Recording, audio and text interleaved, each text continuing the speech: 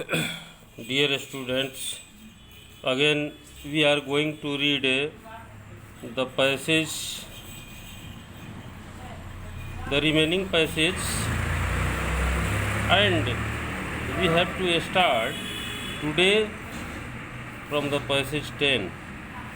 Next morning, Taru started for work even earlier than the morning before.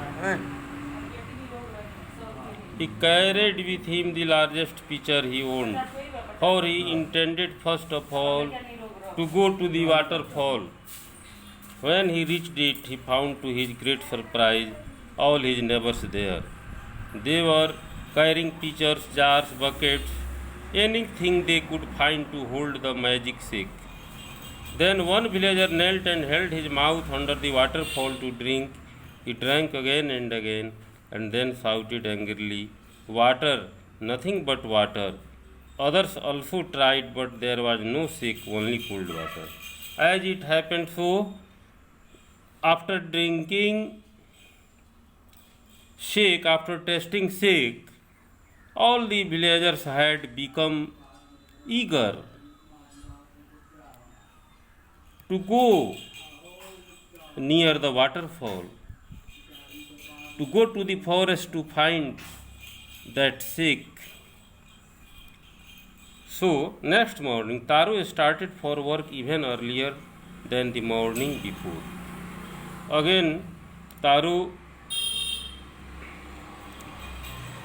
wanted to go to his work even earlier, as he went usually. As he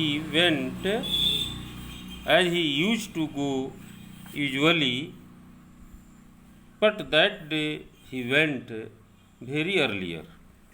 He awoke very earlier. He carried with him the largest pitcher he owned. He also took the largest pot, the largest pitcher with him, for he intended first of all to go to the waterfall. And he wanted to reach the waterfall the first. When he reached it, he found it to his great surprise. But he became very surprised when he reached the waterfall. All his neighbors there, all his neighbors had gathered, all his neighbors had reached there before him, before Taru. They were carrying pitchers, jars, buckets. All had taken with them their pots, like pitchers, jars, buckets, anything they could find to hold the magic stick. Then one villager knelt and held his mouth under the waterfall to drink. When Taru reached, he found one person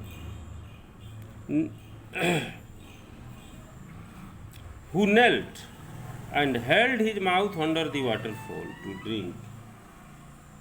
And that man wanted to drink.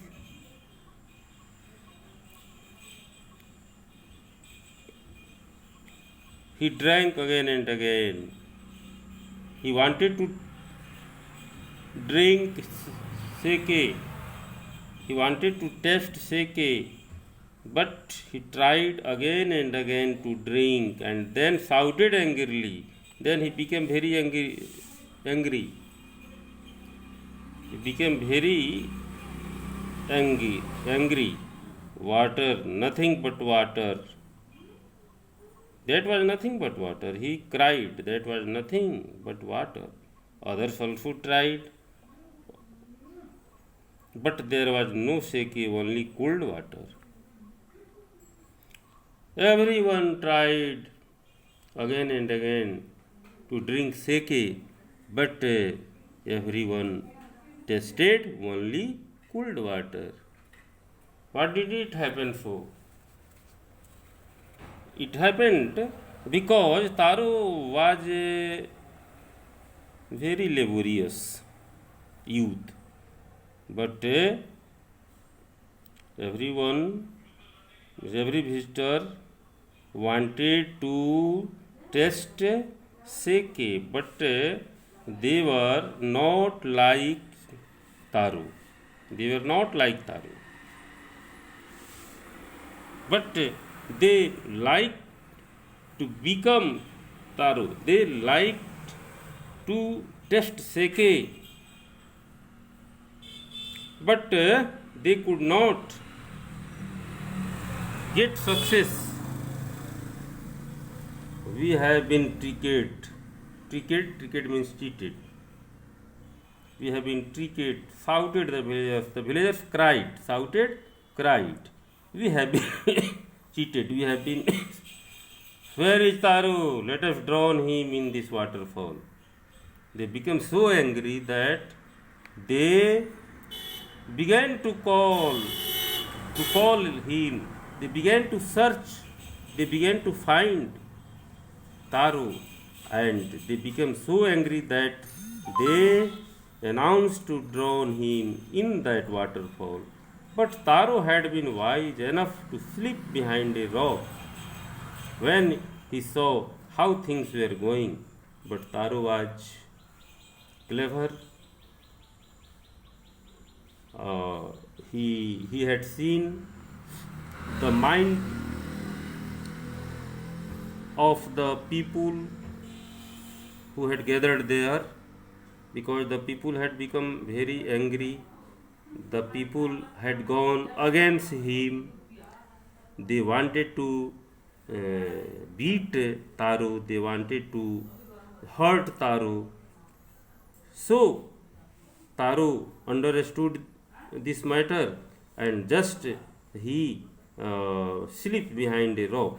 When he saw how things were going, he was nowhere to be found. Everyone began to search him, but he was not found. Today we stop our. Tomorrow we will end up this chapter, and after this you will write the answer of the questions given in the activities. Thanks you.